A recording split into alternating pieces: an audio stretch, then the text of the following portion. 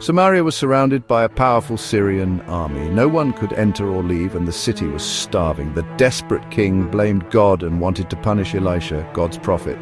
But Elisha stood firm. He declared, "Tomorrow food will be so plentiful it will cost almost nothing." The king's officers scoffed. "Even if God opened heaven, that's impossible."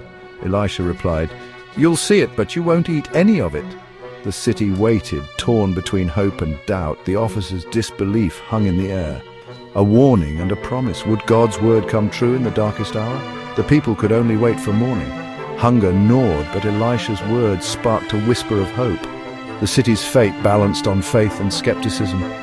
Would a miracle break the siege? The answer was coming with the dawn. Outside the city, 4 men with leprosy faced certain death. "Why sit here until we die?" they asked.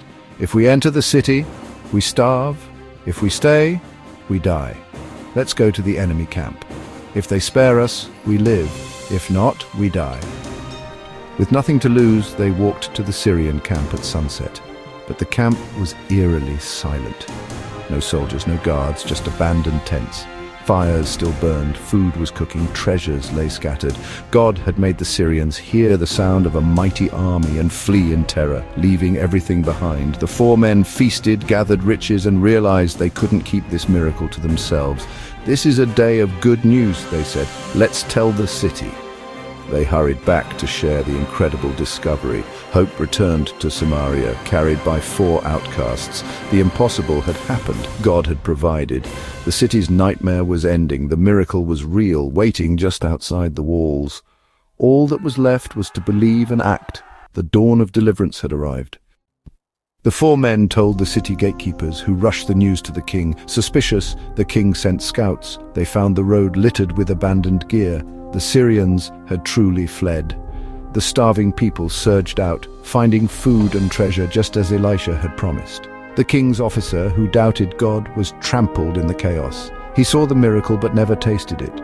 God's word proved true, hope for the faithful, loss for the doubter. Elisha's prophecies continued. In Damascus, he foretold the death of the Syrian king and the rise of Hazael, a cruel new ruler. Hazael, hearing Elisha's words, returned and murdered his king, seizing the throne.